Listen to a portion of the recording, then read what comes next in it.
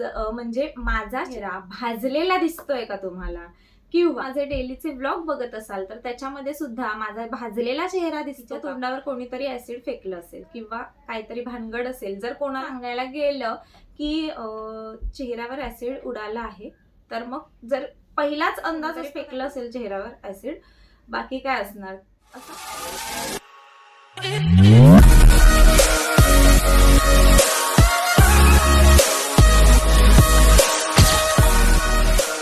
नमस्ते, श्री स्वामी समर्थ. आज पुन्हा एकदा तुमचं माझ्या या चॅनलवर हार्दिक स्वागत करते. तुमचा आजचा दिवस खूप छान आणि आनंदात जाव. तर तुम्ही जर माझ्या चॅनलवर नवीन असाल तर नक्कीच चॅनलला सबस्क्राईब करा आणि बाजूला दिलेल्या बेल आयकॉनवर सुद्धा प्रेस करा, म्हणजेच मी अपलोड केलेले सगळे व्हिडिओ पहिल्यांदा तुम्हालाच पाहायला भेटतील. तर थंबनेल वरून थोडाफार अंदाज तुम्हाला आलाच असेल की आजच्या व्हिडिओमध्ये नक्की काय आहे. तर आजचा व्हिडिओ नॉर्मली व्लॉग वगैरे नसणार आहे, तर आज म्हटलं थोडंसं तुमच्यासोबत काहीतरी शेअर करूया. झालेलं असं म्हणजे तुम्हाला काय वाटतं, जर तुम्ही थंबनेल पाहिलाय तर तुम्हाला काय वाटतं, चेहऱ्यावर म्हणजे माझा चेहरा भाजलेला दिसतोय का तुम्हाला, किंवा माझ्या चेहऱ्यावर भाजलेले काही डाग दिसतायत का, हे सुद्धा बघा. तुम्ही माझे जर इंस्टाग्रामवर रील्स बघत असाल किंवा युट्यूबवर सुद्धा शॉर्ट्स व्हिडिओ बघत असाल तर त्याच्यामध्ये सुद्धा तुम्हाला भाजलेलं दिसतं का, किंवा आता तुम्ही माझे डेलीचे व्लॉग बघत असाल तर त्याच्यामध्ये सुद्धा माझा भाजलेला चेहरा दिसतो का, हे नक्की कमेंट करून तुम्ही सांगा. आणि माझा चेहरा भाजला कसा. आणि दुसरी गोष्ट, नुसताच भाजला नाही तर ऍसिडचा अटॅक झाला. आता ऍसिडचा अटॅक झाला म्हणजे कोणी माझ्या चेहऱ्यावर ऍसिड फेकलं का.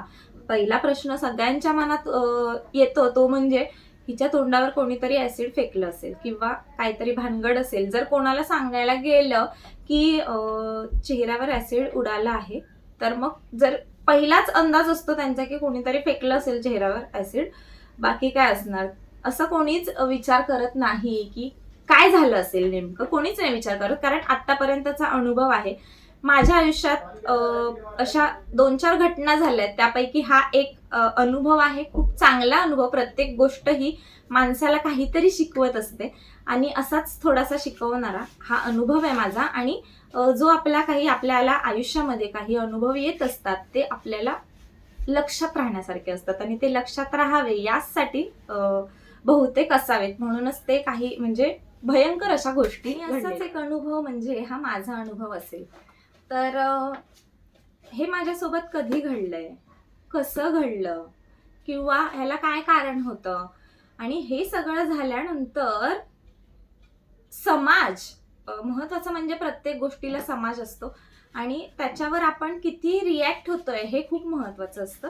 म्हणजे एखादी कोणतीही गोष्ट घडू द्या, चांगली गोष्ट घडली तरीही समाजाला असतंच. म्हणजे एखाद्याचं चांगलं झालं तरी सुद्धा समाज असतो, त्याचं असं म्हणणं असतं की अरे बापरे, म्हणजे चांगलं झालंय, किंवा मनातल्या मनात, जरी तोंडावर नाही कोण बोललं तरी मनातल्या मनात असतातच, काही कुणकुण असतेच.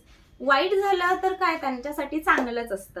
त्याच्यामुळे समाज हा असा आहे की चांगलं झालं तरी बघवत नाही, वाईट झालं तरी बघवत नाही. तर अशाच काही गोष्टी किंवा असंच माझ्यासोबत काही घडलं.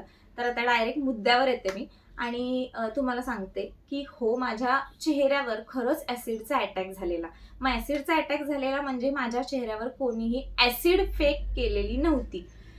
तर माझ्या चेहऱ्यावर ऍसिड उडालं कसं. तर झालेलं असं की मी माझं शिक्षण, आता मी ह्या निमित्ताने माझं शिक्षण सुद्धा सांगते. तर माझं शिक्षण आहे BSc केमिस्ट्री.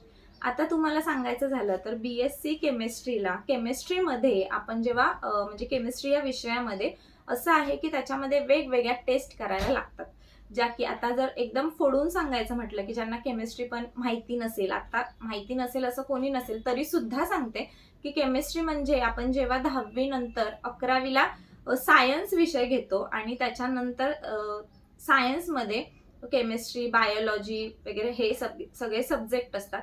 आणि त्यानंतर आपल्याला 11वी-12वी नंतर एक असा विषय घ्यावा लागतो आणि जो की आपण त्या विषयामध्ये आपण लास्ट इयर पर्यंत जाणार आहे, म्हणजे 15वी पर्यंत जाणार आहे.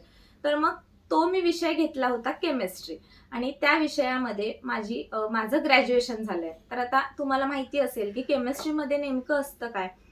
केमिस्ट्रीमध्ये लॅबमध्ये आपण हे करतो काय, टेस्टिंग करतो. तर त्या टेस्टिंगमध्ये आपल्याला वेगवेगळे ऍसिड्स असतात, खूप हजार्डस असे पदार्थ असतात जे की आपल्याला त्याच्याबरोबर टेस्टिंग करावं लागतं. हार्मफुल असतात. प्रत्येक गोष्ट आपण जर काहीतरी शिकतोय तर त्यातून म्हणजे ते आपल्याला शिकण्यासाठी असतं, त्याची पुरेपूर काळजी घेतलेली असते. पण कधीतरी आपल्या आयुष्यामध्ये जर आपल्याला घडणारच असेल, एखाद्याचा ऍक्सिडेंट होणारच असेल, कितीही काळजी घेतली तरी सुद्धा तो होतोच. त्याचप्रमाणे हा माझा ऍक्सिडेंट झाला होता. आणि कॉलेजमध्ये मी जेव्हा 13वीत होती, मी 14वीत होती, 13वीत नाही, मी 14वीत होती. आणि 14वीत झालेलं असं म्हणजे त्या टायमिंगला मी लॅबमध्ये आमचं जे लॅबमध्ये जे प्रॅक्टिकल होतं ते चालू होतं. सगळे स्वतःचं काम करत होते. सगळी मुलं म्हणजे आमच्या बॅचची प्रत्येक बॅच असायच्या आणि प्रत्येक बॅचची सगळी मुलं आपापलं प्रॅक्टिकल करत होते. असं कोणी कोणाकडे लक्ष देत नाही. आपल्याला जे प्रॅक्टिकल दिलेलं असतं ते स्वतः करत असतात, कारण ते म्हणजे जाईपर्यंत झालेलं असलं पाहिजे प्रत्येकाचं पर्सनली, आणि ते दाखवावं लागतं. शिक्षकांना दाखवावं लागतं की बाबा हे तुम्ही जो एक्सपेरिमेंट सांगितला होता त्याचं हे आन्सर आलेलं आहे. हे म्हणजे जे त्यांचं जे बनवायला सांगितलं असेल आपल्याला, जे पण काही असेल ते आपल्याला दाखवावं लागतं. तर मग असंच माझ्यासोबत म्हणजे मी पण माझं करत होती, प्रत्येकाचं म्हणजे कोणाचंही कोणाकडे लक्ष नव्हतं. अशा वेळेस जे ऍसिड्स लागतात आपल्याला, म्हणजे जे टेस्टिंगसाठी ऍसिड्स लागतात ते वेगळ्या जागेवर ठेवलेले असतात, म्हणजे जेणेकरून प्रत्येक मुलगा मुलगी तिथे येऊन ऍसिड घेईल. म्हणजे ते काही जास्त प्रमाणात घ्यायचं नसतं, तर ते घेईल. ते पिपेटने घ्यायचं असतं. ते पिपेट म्हणजे काय, तर त्याच्यामधून आपण जर म्हणजे ते ओढायचं असतं, पण ते ऍसिड्स असतात म्हणून ओढायचं नसतं. ते काचेची एक आपण काय म्हणू शकतो, काचेची नळी असते आणि त्याच्यावर बोट ठेवून त्याच्यामधून आपल्याला ती नळीला म्हणजे दोन्ही बाजूंनी उघडी अशी नळी असते, आपली काठी कशी असते तशी, आणि आपण एका बाजूने प्रेस करायचं असतं आणि त्याच्यावर दाब दिला की खालून आपल्याला हवं तितकं आपल्याला ते ऍसिड किंवा कोणतंही लिक्विड त्याच्यामध्ये येतं. तर मग ते असंच धरून आपण दुसऱ्या कोनिकलमध्ये किंवा आपलं जे भांडं असेल त्याच्यामध्ये आपल्याला ते जे प्रेस केलेलं बोट आहे ते आपल्याला हळूहळू काढावं म्हणजे ओतावं लागतं. म्हणजे ते फक्त ड्रॉप वाईजच ऍसिडचा वापर असतो, अगदी जास्त नसतो. त्याच्यामुळे त्या पिपेटचा वापर केला जातो. तर असाच मग तिथे ऍसिड बाजूला ठेवलेले होते. आमच्या प्रत्येकाच्या डेस्कवर ठेवलेले नसतात ऍसिड, कारण आपण जेव्हा काम वगैरे करतो, आपण प्रॅक्टिकल चालू असतं, हात लागू शकतो, काही होऊ शकतं, म्हणून ते वेगळं ठेवलेले असतात आणि ते तिथे ठेवलेले होते. आणि जेव्हा मला ती गरज लागली तेव्हा मी तिथे गेली. तिथे अगोदर काय झालेलं ते मला माहिती नव्हतं. तिथे वेगवेगळे ऍसिड होते. सल्फ्युरिक ऍसिड, हायड्रोक्लोरिक ऍसिड, त्याचबरोबर नायट्रिक ऍसिड, असे वेगवेगळे ऍसिड ठेवलेले असतात, ओपन केलेले असतात आणि त्याच्यामध्ये पिपेट ठेवलेली होती. तर मग ती मला माहिती नाही नक्की काय झालं ते. पण जेव्हा मला सल्फ्युरिक ऍसिड आणि HCl हे दोन्ही ऍसिड्स हवे होते आणि ते जे घेताना मी असं त्याच्यामध्ये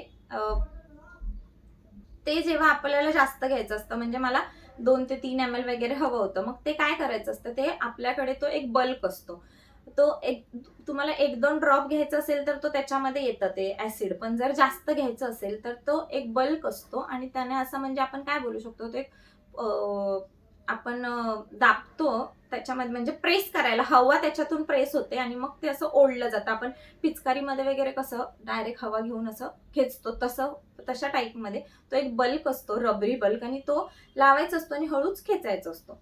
तर मी ते खेचायला गेली, पण ते झालं असं की ती पिपेट बहुतेक दुसऱ्या म्हणजे प्रत्येक बॉटलमध्ये वेगवेगळी पिपेट असते आणि प्रत्येक गोष्टीची काही ना काहीतरी रिॲक्शन ही होतच असते. तर झालं असं की ती जी सल्फ्युरिक ऍसिड मध्ये जी पिपेट होती ती हायड्रोक्लोरिक ऍसिडच्या बॉटलमधली ती पिपेट सल्फ्युरिक ऍसिड मध्ये चुकून कोणीतरी टाकली होती.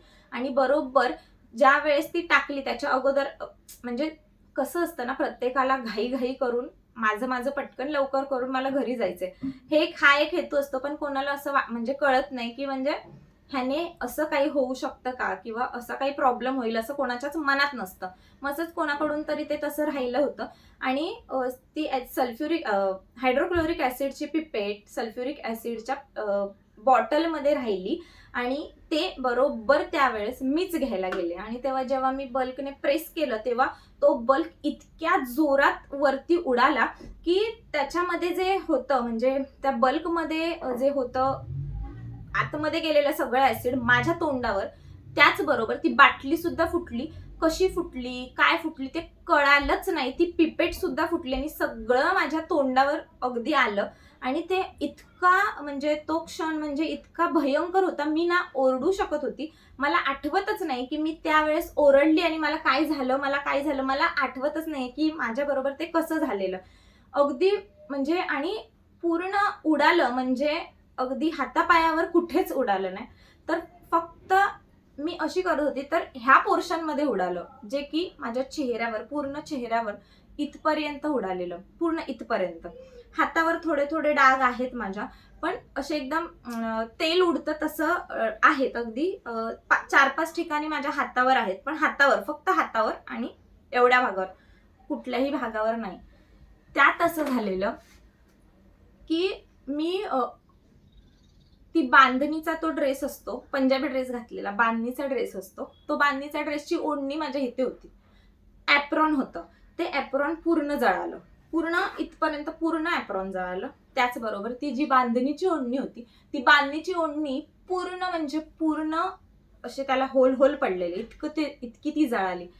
त्याचबरोबर माझा चेहरा इथून पूर्ण इथपर्यंत पूर्ण भाजला म्हणजे त्याच्यामध्ये काय राहिलंच नव्हतं. आणि ते नंतर मला अगदी म्हणजे उडाल्या म्हणजे काही कळेनाच मला. पण त्या बॉटल फुटली, पिपेट फुटली, त्याचा आवाज आला, त्याच्यामुळे सगळे जमा झाले. पण अशा वेळेस म्हणजे ज्या वेळेस आपल्यासोबत असं काहीतरी होतं, त्यावेळेस कोणाला काही कळतच नाही पहिली गोष्ट. आणि माझ्यासोबत पण असंच झालं की कोणाला काही कळेना. आणि त्याचबरोबर आमचे जे शिक्षक होते ते सर होते. आणि जेव्हा म्हणजे कुठलीही वेळ असेल तर जरा पुरुष माणसं असतात, ती थोडा म्हणजे मुलीच्या हाताला, म्हणजे अंगाला हात लावायला थोडी घाबरतातच. म्हणजे काय करू हे सुद्धा कळत नव्हतं त्यांना. ते यंग होते थोडे, त्याच्यामुळे हा विषय येतोच की डायरेक्ट हात कसा लावायचा. कारण समाज महत्वाचं असतं की चांगलंही बोलतात, वाईटही बोलतात. त्याच्यामुळे ते स्वतः घाबरलेले. काय करू त्यांना कळत नव्हतं. कॉलेजची मुलं होती, मुली होत्या, कोणालाच काही कळेना झालंय. मग शेवटी म्हणजे ही सगळी गोष्ट आमच्या एचओडी पर्यंत पोहोचली. आणि मग त्यांनी मला लिटरली अगदी उचलून नेल्यासारखं, ते म्हणजे अगदी रिटायरमेंटला वगैरे आलेले, त्यांना चांगलाच अनुभव असेल काय करायला पाहिजे, काय नाही करायला पाहिजे. त्यांनी पहिल्यांदा मला ते घेऊन गेले. आणि तिथे आय वॉश होता. पहिल्यांदा त्यांनी मला आय वॉश दिला, जे की म्हणजे असं एक भांडं होतं. त्या भांड्यामध्ये आपलं जे कारंजाचे कसं पाणी वरती वरती येतं, तसं ते होतं. आणि त्याच्यामध्ये असं मला लिटरली असं पकडून ठेवलेलं, जे की, आणि एका मॅडमनी असं डोळे दोन्ही पकडून ठेवलेले असे. आणि एका सरांनी असे पूर्ण डोकं माझं पूर्ण, कारण जेव्हा आपल्या तोंडावर किंवा डोळ्यावर काहीतरी येतं तेव्हा म्हणजे असं आपण काढतो ना, आणि त्यातल्या त्यात माझं इतकं झोंबत होतं, म्हणजे डोळ्यात सुद्धा गेलेलं माझ्या. हे तर म्हणजे पूर्ण पोर्शनच भाजलेला आणि डोळ्यात जास्त गेलेलं. आणि मग ते त्यांनी पहिल्यांदा चेहऱ्यापेक्षा जास्त डोळ्यावर काही परिणाम होऊ नये म्हणून माझ्या पहिल्यांदा डोळ्यावर लक्ष दिलं. त्यावेळेस त्यांना देवाने चांगली बुद्धी दिली, म्हणून आता माझे डोळे खरंच शाबूत आहेत. नाहीतर ऍसिड गेलेले डोळे, तुम्ही जर कुठे ऐकलं असेल तर ऍसिड गेलेले डोळे कधीही म्हणजे जाऊच शकतात ते, किंवा अंधपणा येऊ शकतो, किंवा जे पण काही होऊ शकतं. पण माझ्यासोबत ते नाही घडलं, कारण माझ्या शिक्षकांनी माझे डोळे पूर्ण असे दाबले आणि पूर्ण पाण्याने ते, आणि लगेच घडलं ना हे. आत्ता म्हणजे 5 मिनिटाच्या आतमध्ये ह्या सगळ्या गोष्टी घडल्या. ऍसिड उडालं, त्याच्यानंतर काय करू हे कळत नव्हतं. त्या क्षणात बरोबर एचओडींना कळालं, म्हणजे त्याच फ्लोअरला एचओडीची आमच्या केबिन आहे, त्यांना कळालं की त्यांनी लगेच उचलूनच नेलं. अगदी चालत नेण्या इतकं माझं सिच्युएशनच नव्हती, उचलूनच नेलं त्या सरांनी मला. आणि पहिल्यांदा आय वॉश दिला. आय वॉश देताना पूर्ण माझे डोळे त्यांनी दुखत होते म्हणून असे पकडून ठेवले. आणि मग तो आय वॉश अगदी सगळं डायल्यूट, म्हणजे आपलं जेव्हा अंगावर साधं तेलही भासतं किंवा काय केलं समजा, तर ते डायल्यूट होण्यासाठी आपण काय ना काहीतरी करतो, तर ते पूर्ण सगळं डायल्यूट व्हावं म्हणून पाण्याखाली धरून ठेवलं. आणि डोळ्यात म्हणजे तेव्हा थोडे दिवस मला झोंबत होतं, पण त्यानंतर माझे डोळे अजिबात काहीही म्हणजे अजून सुद्धा काहीही मला डोळ्याचा प्रॉब्लेम नाहीये. थोडं त्यावेळेस चष्मा वगैरे हा सगळा आहे आणि चष्मा वगैरे हा प्रत्येकाला असतोच असं नाहीये, कोणाला म्हणजे असतात, हे सगळ्या ह्या नॉर्मल गोष्टी आहेत. त्यानंतर काय झालं, आता तुम्ही विचार करू शकता, ऍसिड भाजलं म्हणजे पूर्ण चेहऱ्यावर जर ऍसिड भाजलंय तर चेहरा माझा कसा झाला असेल. त्यानंतर मला हॉस्पिटलमध्ये नेण्यात आलं. हॉस्पिटलमध्ये जेव्हा मी गेली तेव्हा मी आता तुम्ही हे सुद्धा सांगते की मी कोणत्या कॉलेजला होती, कारण कुठे कुठे कुठल्या कुठल्या हॉस्पिटलमध्ये गेली मी आणि तिथे आम्हाला घेतलं नाही. कारण तिथे मी दादरच्या कीर्ती कॉलेजला होती आणि कीर्ती कॉलेजमधून आम्ही पूर्ण दादरची 4-5 हॉस्पिटल फिरलो, पण आम्हाला घेतलंच नाही. प्रिन्सी मॅडमनी गाडी काढलेली आणि म्हणजे माझा पूर्ण ड्रेस असा पूर्ण फाटलेला.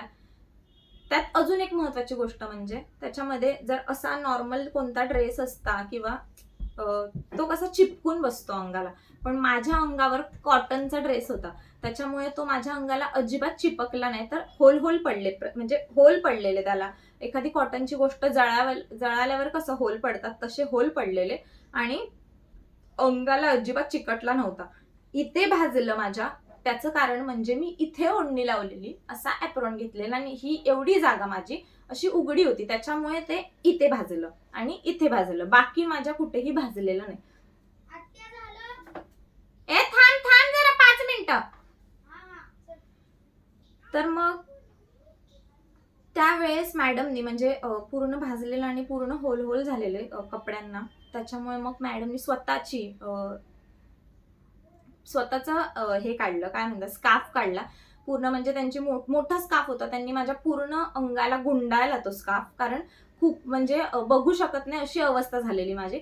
आणि पूर्ण स्कार्फ गुंडाळल्यानंतर त्यांनी त्यांच्या 4 व्हीलरमध्ये बसवलं आणि आम्ही निघालो ते म्हणजे हॉस्पिटलमध्ये. आणि दादरच्या कोणत्याही हॉस्पिटलमध्ये आम्हाला घेतलंच नाही. प्रायव्हेट हॉस्पिटलमध्ये घेऊन गेलेले मला, पण घेतलंच नाही, कारण काय प्रकरण आहे हे त्यांना प्रत्येक गोष्ट तिथे सांगावी लागते आणि त्यांना सगळं ते पोलीस कंप्लेंट हे ते सगळं, आणि त्यांनी घेतलंच नाही. म्हणजे त्यांनी मला आतमध्ये बघितलंच नाही की हे नक्की काय झालं किंवा कशामुळे झालं किंवा काहीच नाही बघितलं.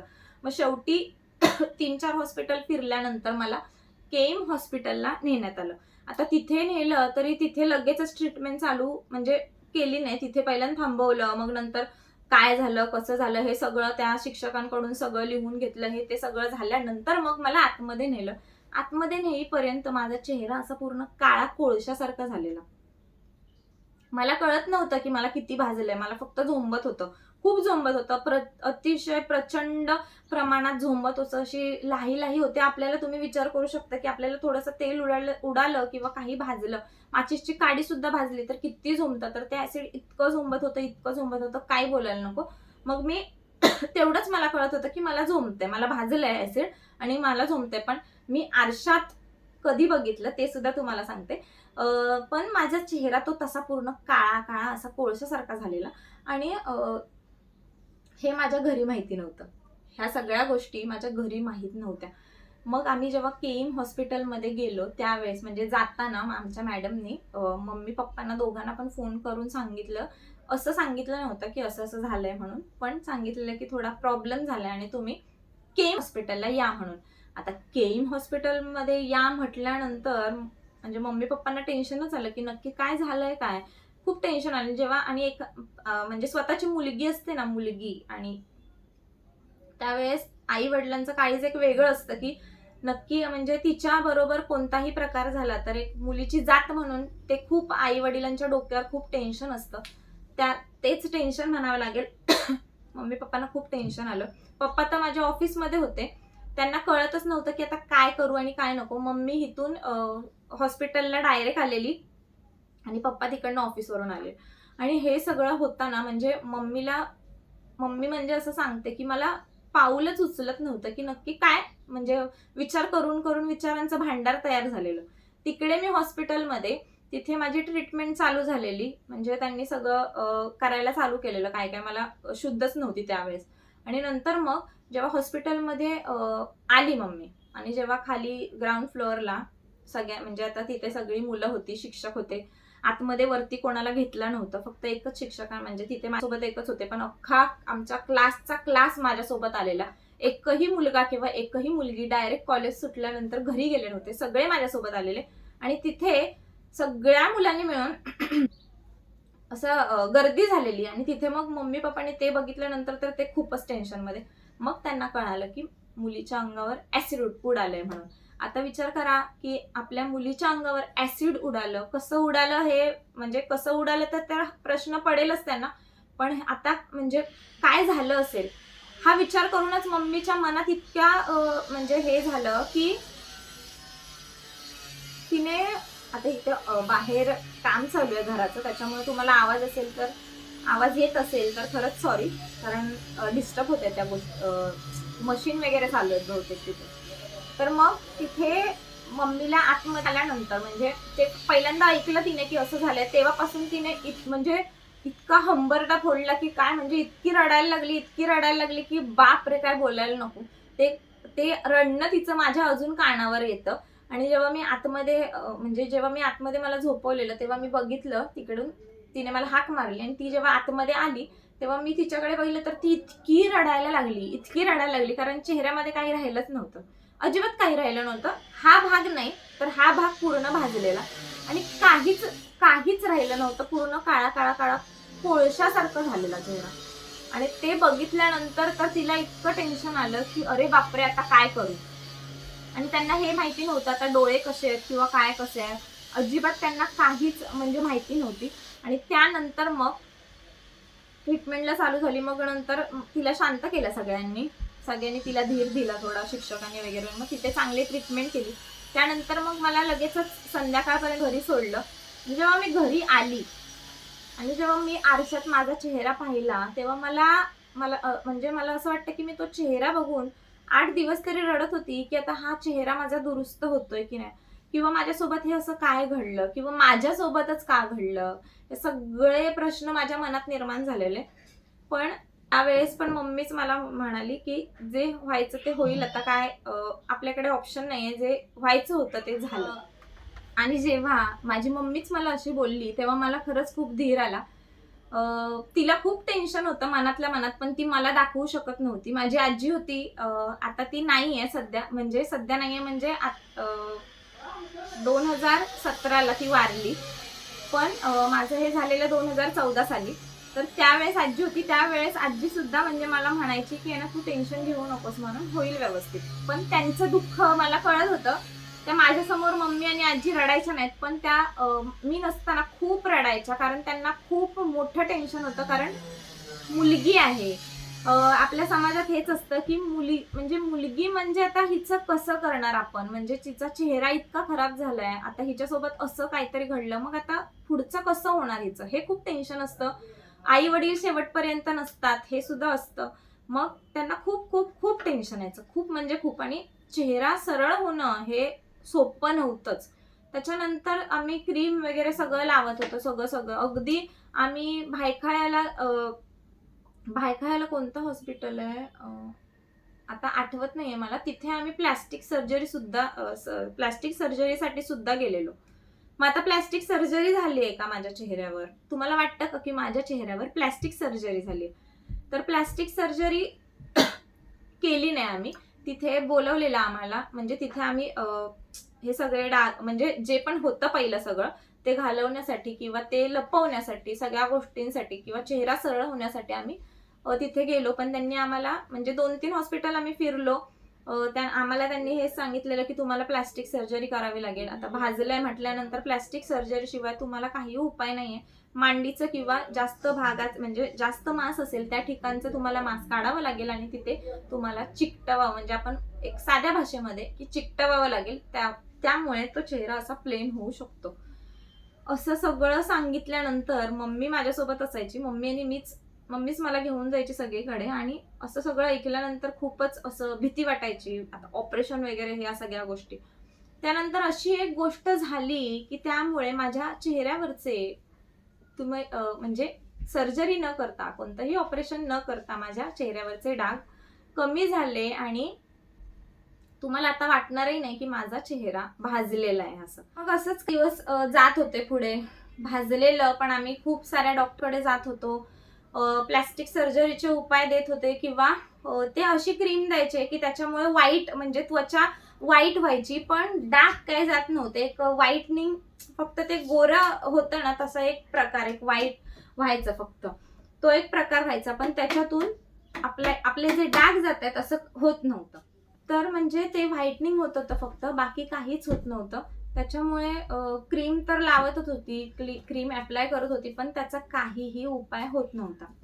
की आपण म्हणतो ना की देव नसतो, किंवा तो सगळा अनुभव मी घेतलेला आहे माझ्या आयुष्यात. एकदा नाही, दोनदा नाही, तर खूपदा मला हे अनुभव आलेले आहेत देवाचे, की देव असतो, प्रत्येकाच्या आयुष्यात देव असतो. आणि आपण जर खरंच सेवा करत असू कोणत्याही देवाची, मनातून फक्त जरी असेल की बाबा हा म्हणजे माझे हा देवाबद्दल माझं आहे काहीतरी, तर तो कुठून ना कुठून धावून येतो असं म्हणायला हरकत नाही. आमच्या चाळीमध्ये नॉर्मल म्हणजे एक काकी होत्या, आणि त्यांनी मला विचारलं की तुझ्या चेहऱ्याला काय झालंय, त्यांना माहितीच नव्हतं. मी म्हटलं असं असा प्रॉब्लेम झालाय म्हणून. मग त्या बोलल्या, मी एक तुला जे सांगेन ते तू करशील का? तर मी म्हटलं काय म्हणजे, आहे तरी काय, नक्की काय आहे ते? तर त्या बोलल्या, एक आयुर्वेदिक औषध आहे ज्याच्यामध्ये काहीच नसतं. ते आयुर्वेदिक औषध इथे भेटत नाही, तर दादरला भेटतं. आता त्यांना माहिती नव्हतं मी दररोज दादरला जाते, त्यांना माहिती नव्हतं मी कीर्ती कॉलेजला आहे, माझं दररोजचं येणं जाणं आहे तिकडे, त्यांना काहीच माहिती नव्हतं. पण त्यांना असं वाटलं की जर आपण इथं तो म्हणजे आम्ही भांडुपला राहतो, तर इथल्या इथे नाहीये, ते दादरला जावं लागेल, सिद्धिविनायक मंदिराच्या इथे तेही, आणि ते औषध देतात. त्याच्यामध्ये काहीच नाहीये, फक्त म्हणजे म्हणजे त्या म्हटल्या की असं म्हणजे काही वेगळं असं औषध नाहीये, क्रीम वगैरे अशा काही औषध नाही, ते आयुर्वेदिक औषध आहे, ते स्वतः घरात बनवून देतात. तुला जर म्हणजे त्याचा हवं असेल तर तू जा. तर मग मी म्हटलं ठीक आहे. मी घरी सांगितलं मम्मीला, आणि ते जास्त काही पैसे पण द्यायचे नव्हते, जास्त महाग नव्हतं, काही नव्हतं, नॉर्मल. मला आठवत नाही आता, पण किती 100 रुपयाला वगैरे भेटत असेल. तर मग मम्मीला सांगितलं मी, मम्मी बोलली ठीक आहे आपण आणून बघूयात. मग आम्ही तिथून औषध आणलं. ते औषध आणल्यानंतर ते औषध काहीच नव्हतं, इतकं थंड वाटायचं. दही कसं आपण चेहऱ्यावर लावतो इतकं छान वाटायचं, काय बोलायला. ते मी त्यावेळेस उन्हाळा चालू होता, आणि उन्हाळ्याच्या टायमिंगला मला इथे इथे खूप त्रास व्हायचा, इथे खूपच त्रास व्हायचा. कारण आता कसं आहे, आपल्या कोणत्याही स्किनवर इकडे भाजलं तर ती स्किन अशी झाकली जात नाही. आपला हा जो आहे, इथे ड्रेस घातलाय, तर ड्रेस घातल्यानंतर आपल्याला किती गरम होतं, आणि ते भाजले आतमध्ये तर खूपच त्रास व्हायचा, खूप त्रास व्हायचा. उन्हाळ्याच्या टायमिंगला म्हणजे जेव्हा माझे कॉलेज चालू होतं वगैरे, आणि उन्हाळ्याच्या टायमिंगला घरात कोणी नसल्यानंतर मी क्रीम लावायची आणि झोपायची जेव्हा घरात कोणी नसायचं. आणि मग ते उघडं ठेवायला लागायचं, कारण जर क्रीम लावली आणि जर त्याच्यावर आपण कपडे घातले तर ती क्रीम सगळी त्याला लागणार, आणि मग त्या क्रीमचं काय राहणारच नाही. मग मी ती क्रीम लावायची, पंखा चालू करायची, घरात कोणी नसताना फक्त मम्मी असायची, आणि पंखा चालू करायची आणि 1 ते 2 तास बेडवर पडून राहायची. पण त्या क्रीममुळे, त्या आयुर्वेदिक औषधामुळे मला इतका छान परिणाम जाणवला की माझ्या चेहऱ्यावर डाग नाहीच आहेत, तुम्हाला दिसणारच नाहीत डाग. जर नवीन कोण माणूस मला बघेल तर त्याला असं वाटणारही नाही की माझ्या चेहऱ्यावर ऍसिड उडाले. तुम्ही जर बघू शकता ऍसिड उडालेल्या केसेस किती आहेत त्या. आणि तो इतका परिणाम छान जाणवला की खरंच म्हणजे समोरून जर कोणी मला पाहिलं तर खरंच त्यांना वाटणार नाही की माझ्या चेहऱ्यावर ऍसिड उडाले. तेच तुम्हाला सांगत होती मी की तुम्ही कोणत्याही ऍसिड उडालेल्या मुलीला जर तुम्ही पाहिलं तर चेहरा असा जॉईंट झालेला असतो. इथून जर इथे मला भाजलेलं नव्हतं, इथे ह्या साईडला, कारण जर इथे भाजलं असतं तर ही आणि ही स्किन अशी भाजल्यासारखी दिसते. नॉर्मल कोणाचीही असेल तर ती दिसते. इथे हा पोर्शन माझा भाजला नाहीये, कारण त्याचं म्हणजे ओढणी होती तिथे. आता तुम्ही चमत्कार म्हणू शकता ह्याला किंवा काहीही म्हणू शकता. माझी सवयच होती ती की ॲप्रॉन घालायच्या टायमिंगला मी ॲप्रॉन घालायची, पण ओढणी इथे अशी लावायची. स्टाईल म्हणा किंवा जे जे काही म्हणाल, पण ओढणी मी अशी इथे लावायची, आणि ओढणी काढून नाही ठेवायची. ओढणी लावायची आणि त्याच्यावरून ॲप्रॉन घालायची. पण त्याचा मला फायदा हा झाला, जर माझ्या इथे उडालं असतं तर ती स्किन माझी अशी झाली असते आणि पुढे म्हणजे प्रत्येकाला दिसण्यात सुद्धा आलं असतं, आणि त्याच्यावर उपाय काहीच नसतो. जे भाजलेलं आणि जे असं झालं तर त्याच्यावर उपाय काहीच नसतो. मग ते अगदी प्लास्टिक सर्जरी हे ते सगळं करून सुद्धा ते दिसण्यात येतच. पण हा माझा भाग वाचला, तो म्हणजे अगदी दैवी चमत्कारच म्हणू शकतो आपण. ते मला का वाटावं, असं घ्यावं असं वगैरे, त्या सगळ्या गोष्टी. त्यानंतर तुम्ही म्हणाल की तू हे किती दिवसानंतर औषध अप्लाय करायला घेतलंस वगैरे. अशा ह्या सगळ्या गोष्टी पटकन झाल्यात. म्हणजे फेब्रुवारीमध्ये वगैरे मला भाजलेलं आणि त्याच्यानंतर एप्रिल मे म्हणजे एक असं नाहीये की लगेचच, पण 1 ते दीड पावणे 2 महिन्यानंतर मी ते औषध वापरायला घेतलं आणि ते औषध मी अगदी 2 ते 3 महिने वापरत होती. त्या औषधामुळेच माझे हे सगळे डाग गेलेत. आणि जर तुम्ही समोरून मला पाहिलत म्हणजे अगदी जवळ आलात, तर माझ्या इथे थोडे डाग दिसतात. असं नाहीये की माझा चेहरा पूर्णच चांगला झालाय. इथे थोडे डाग दिसतात. ज्यावेळेस मी अजिबात मेकअप करत नाही किंवा आपण सारखा तर मेकअप करून राहू शकत नाही. घरात असतो तेव्हा कोणी मेकअप करून राहत नाही. जेव्हा आपण सकाळी उठल्यानंतर आपण तोंड वगैरे धुतल्यानंतर आपला चेहरा नॅचरल असतो, जो आपला चेहरा आहे खरा तो चेहरा असतो, तेव्हा दिसतं, बऱ्यापैकी दिसतं. आपण नॉर्मल मेकअप केला, साधी पावडर जरी लावली, आपण जी पावडर जरी लावली, तरी माझ्या चेहऱ्यावर काहीही दिसत नाही. आता मी सध्या थोडासा मेकअप केलाय, थोडासा, मी नॉर्मल जास्त मेकअप करतच नाही, पण तरी सुद्धा थोडासा मेकअप केला तरी तुम्हाला तर दिसणारच नाही. पण जरी मी साधी पॉन्ड्सची पावडर जरी लावली, तरी सुद्धा चेहऱ्यावर एकही डाग दिसत नाही. आता डाग दिसतात ते कोणते, तर हा एक डाग आहे, इथे एक डाग आहे. माझ्या चेहऱ्यावर हे 2च डाग आहेत जे दिसतात. आणि हे डाग म्हणजे कोणाला असं वाटत नाही इथे बाबा काहीतरी लागलं असेल किंवा काय झालं असेल, असं प्रत्येकाला असं वाटतं, कोणालाच असं वाटत नाही. मी जर स्वतःहून सांगितलं की माझ्या बाबतीत असं घडलंय, तरच असं निरखून पाहिलं तरच, नाहीतर कोणालाही असं वाटत नाही. त्यावेळेस अशी कंडिशन होती, म्हणजे समाजाबद्दल बोलायचं झालं तर त्यावेळेस अशी कंडिशन होती की अरे बापरे, म्हणजे मम्मीला तर असं वाटायचं अरे बापरे, आता जर असं झालंय, म्हणजे हे सगळं व्यवस्थित स्किन झाली म्हणून, पण त्याच्या अगोदर मम्मीला, पप्पांना, आजीला वगैरे सगळ्यांना टेन्शन आलेलं, अरे मुलीचं होणार कसं, लग्न कोण करणार. त्याचबरोबर चर्चा असायच्या सगळे, अरे ही भाजली, म्हणजे आता काय, म्हणजे विद्रूप चेहरा म्हणजे कसा असतो, विद्रूप भाजलं, चेहरा भाजला म्हणजे असं बाकी दुसरीकडे काय भाजलं तरी माणूस ऍक्सेप्ट करतं, पण चेहरा भाजणं म्हणजे विद्रूप होणं, हे सगळी लक्षणं.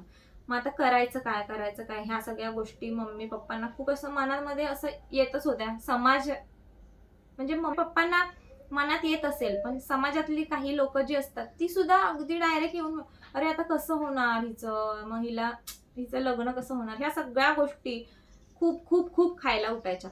पण त्यांनी केलेलं म्हणजे आई वडिलांचं काहीतरी पुण्य मला भेटलं. मी स्वतः काही पुण्य केलं नसेल, पण आई वडिलांनी केलेलं पुण्य काही मला भेटलं, म्हणून माझा चेहरा व्यवस्थित झाला. तुम्ही बघू शकता, काही इथे डाग आहेत, आता इथल्या डागांचं पण सांगते मी, पण चेहरा व्यवस्थित झाला. फक्त 2 डाग आहेत आणि हे सगळं मी, ह्या सगळ्या श्रेय मी माझ्या देवाला देते. मी देवाला खूप मानते. ते असतं ना, एक लहानपणापासूनच माझी देवावर खूप श्रद्धा आहे. असं नाहीये की मी देवाला मानत नाही किंवा सगळ्या मी गोष्टी लहानपणापासून देव माझ्याकडून करून घेतोय. मी स्वतःहून काही करत नाही. देवाचीच इच्छा असेल माझ्याकडून करून घ्यायची. त्याच्यामुळे अगदी मी पहिलीला असल्यापासून अगदी मार्गशीर्ष महिन्यातले उपवास म्हणा किंवा देवाची पूजा करणं म्हणा. आमच्या घरामध्ये माझ्या पप्पानंतर म्हणजे माझे पप्पा देवपूजा करायचे आणि मम्मी देवपूजा करायची. ते पण मम्मी काय दररोज तिला जमायचं नाही, पण माझे पप्पा देवपूजा करायचे. त्यानंतर मी देवपूजा करायची. माझे 2 भाऊ कधी देवपूजा करायचे नाही किंवा जास्त करून मम्मी पण करत नव्हती, कारण मम्मीला जमायचं नाही, खूप माणसं असायची घरात आणि त्याच्यानंतर ते सगळ्या जेवण आणि हे सगळं मेस वगैरे चालवत होते, त्याच्यामुळे मग ते सगळं जमायचं नाही, त्याच्यामुळे पप्पा करायचे. पण पप्पा जेव्हा मी म्हणजे मला करता यायला लागली देवपूजा, तेव्हापासून मीच देवपूजा करायची, पप्पा कधी करायचे ना. तसं माझ्याकडून देवाला करून घ्यायचं होतं आणि देवाने माझ्याकडून ते करून घेतलं आणि त्याचं फळ सुद्धा मला दिलं. कारण माझ्या जागेवर जर दुसरं कोणी असतं आणि जर असं भाजलं असतं, तर खरंच सांगते, ते सगळे डाग किंवा सगळं म्हणजे ऍसिड भाजलेल्या मुली तुम्ही बघितल्यात तर मी पुन्हा एकदा सांगते की तुम्ही पाहू शकणार नाही. पण माझ्या बाबतीत हे झालं आणि मी म्हणजे माझं सगळं कव्हर सुद्धा झालं, की त्या काकीने मला ते औषध सांगितलं आणि मी ते औषध लावलं, त्याचा व्यवस्थित कोर्स केला आणि त्या औषधाचा परिणाम झाला. कोणतंही बाहेरचं कोणतंही क्रीम मी बंद केलेली, कारण ती वाईट होत होती. आपल्याला कसं भाजल्यानंतर ती स्किन निघते आणि नंतर ते कसं वाईट दिसतं, तसं ते दिसायला लागलेलं, त्याच्यामुळे ते पण मी बंद केलेलं. तर मग असं हे सगळं झालं आणि राहिलेले जास्त डाग होते ते म्हणजे इथल्या साईडला. आता ह्या साईडला जे उडालेलं ते इतकं उडालेलं की ते असं फुगलेलं, म्हणजे असं त्रिशूळ टाईप मध्ये तयार झालेलं आणि ते इतकं फुगलेलं, म्हणजे फुगलेलं अगदी, त्याची ना साल निघत होती ना काय, अशा गाठी कशा होतात तशा गाठी झालेल्या आणि उन्हाळ्याच्या टायमिंगला, गरमीच्या टायमिंगला खूप खाजवायचं. त्याचबरोबर जर आपला असा जर ड्रेस असेल नॉर्मल, सरळ दिसायचं. आता जरी मी असा नॉर्मल असा ड्रेस घातला किंवा साडी जरी घातली तरी ते असं आपण आपला इथून पदर जातो तर तिथून ते असं दिसायचं, त्रिशूळासारखंच दिसायचं वरती. पण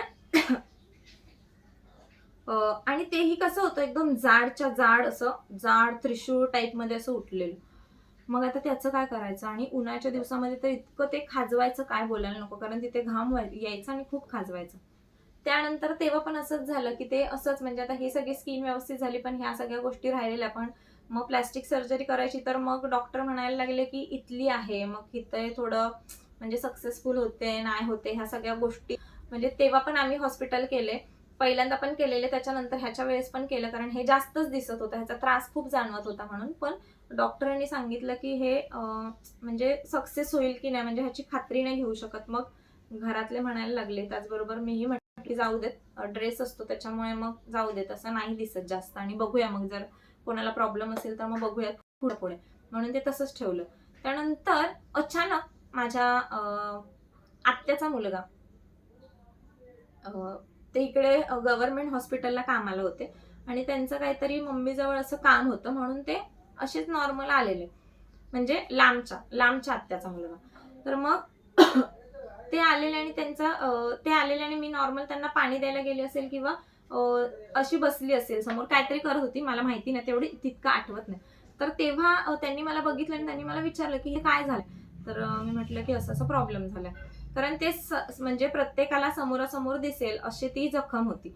आणि मग ते सगळं दाखवल्यानंतर त्यांना, म्हणजे दाखवलं नाही त्यांना, मी त्यांना फक्त सांगितलं असं असं झालंय म्हणून. मग ते म्हणाले की तू एक काम कर, आमच्या हॉस्पिटलमध्ये ये, तिथे काहीतरी तुला उपाय भेटेल. मग ते स्वतः गव्हर्नमेंट हॉस्पिटलमध्ये असल्यामुळे मला तिथून त्यांनी लगेचच नेलं. मी कॉलेजवरून जायची, तिथे ट्रीटमेंट केली. तिथे नाही म्हटलं तरी 6-7 महिने मी तिथे ट्रीटमेंट होती. तिथे त्यांनी माझी ट्रीटमेंट केली. असं नाहीये की मी त्यासाठी कुठे कुठे फिरली आणि मला तिथून भेटली. स्वतःहून देव घरात येऊन मला देवाने सांगितल्यासारखं म्हणजे हेच सगळं झालं. आणि ते सुद्धा माझे डाग गेले नाहीयेत, पण त्या ज्या गाठी गाठी टाईपमध्ये होत्या त्या बसल्या गेल्या आणि त्याचा मला त्रास होत नाही. उन्हाळ्याच्या दिवसामध्ये थोडा घाम येतो, ते तर नॉर्मलही आपल्याला इथून इथून पूर्ण घाम येतो, थोडी खाज येते, त्याच टाईपमध्ये इतका जास्त काही त्रास होत नाही. पण पहिलं असं होतं की समोरच्या माणसाला कीव येईल किंवा बापरे काय हिच्या अंगावर काय असं असं वाटायचं. पण ते सुद्धा माझं व्यवस्थित झालं. तर मग हेच सांगायचं होतं की प्रत्येक माणसाच्या आयुष्यामध्ये काही ना काही गोष्टी घडत असतात, ज्या की त्या म्हणजे त्याला काहीतरी शिकवून जातात. या सगळ्या गोष्टी झाल्यानंतर मला खूप समाज पाहायला भेटला. त्यानंतर समाजातली माणसं ओळखायला शिकले मी. त्या अगोदर सुद्धा शिकलेली, त्याच्या अगोदर सुद्धा काही घटना घडलेल्या. पण त्या घटनेनंतर जेव्हा ही मोठी घटना झाली, तेव्हा तर खूपच अनुभवायला भेटला. आणि त्यावेळेस आपल्या आई वडील म्हणजे आपले आई वडील नक्की काय आहेत, ज्यावेळेस आपल्याला असं वाटत असतं की राहू दे यार, माझ्या मम्मी पप्पांना माझी काही काळजी नाहीये, पण त्यावेळेस असं वाटलं की नाही, आपल्या आई वडिलांशिवाय कोणी नसतं. आणि त्यावेळेस बघायला गेलं तर माझ्या कॉलेजच्या सगळ्या फ्रेंड्सने मला इतकी मदत केली, काही बोलायला नको. कारण त्यांच्यामुळे मी हॉस्पिटलमध्ये गेल्यानंतर म्हणजे माझी जेव्हा पूर्ण ट्रीटमेंट होईपर्यंत ते सगळे तिथे थांबलेले. त्याच्यानंतर त्यांनी आम्हाला सोडलं. मम्मी पप्पांना धीर सुद्धा त्यांनीच दिला. त्यानंतर जेव्हा मी घरी होती तेव्हा ते सगळे मला बघायला यायचे की म्हणजे कुठपर्यंत म्हणजे चेहरा म्हणजे किती कव्हर होतोय किंवा जखम बरी होते की नाही, ह्या सगळ्या बघण्यासाठी ते घरी यायचे. तेव्हा म्हणजे खूप खूप छान वाटायचं. म्हणजे खूप आपला कोणीतरी आहे किंवा आपली कोणाला तरी काळजी आहे असं वाटलं. ज्या वेळेस की आपल्याला कधीतरी असं वाटतं की आपल्यासाठी कोणीही नाहीये, पण त्यावेळेस जेव्हा आपल्यासोबत काहीतरी घडतं तेव्हा आपल्याला खरंच कळतं की आपल्यासाठी खरंच कोण आहे आणि खरंच कोण जवळचं आहे आणि कोण लांबचं आहे. त्या सगळ्या गोष्टी आपल्याला त्यावेळेस कळतात. तर अशा रीतीने माझ्या आयुष्यात घडलेला हा एक छोटासा क्षण नाही म्हणू शकत मी, आयुष्यात घडलेला आठवणीत राहणारा क्षण हा माझ्या आयुष्यात घडलेला आहे. आणि तुम्हालाही व्हिडिओमध्ये जरी तुम्ही पूर्ण जरी पाहिलं तरी पण इथे थोडेसे डाग दिसतात. ह्या चेहऱ्याला अजिबात भाजलेलं नाही, थोडेसे डाग दिसतात, पण ते अगदी व्हिडिओत तर दिसणारच नाहीये. जर एकदम निरखून बघितलं तर दिसू शकतात, पण नॉर्मली पुढच्या माणसाला कळू येत नाही की माझा चेहरा भाजलाय. तर ठीक आहे, कसा वाटला आजचा व्हिडिओ हे नक्की कमेंट करून सांगा. आणि असाच अजून काही क्षण तुमच्यासोबत शेअर करण्यासाठी तुम्हाला जर आवडत असतील तर नक्की कमेंट करून सांगा. नक्कीच सगळे ज्या ज्या गोष्टी घडलेल्या असतात प्रत्येकाच्या आयुष्यामध्ये, तशाच माझ्या आयुष्यामध्ये सुद्धा घडलेल्या गोष्टी मी नक्की तुमच्यापर्यंत शेअर करेल. कसा वाटला व्हिडिओ नक्की पुन्हा एकदा सांगते, कमेंट करून सांगा. आणि चला मग भेटूया पुढच्या नवीन व्हिडिओमध्ये. तोपर्यंत बाय बाय. श्री स्वामी समर्थ.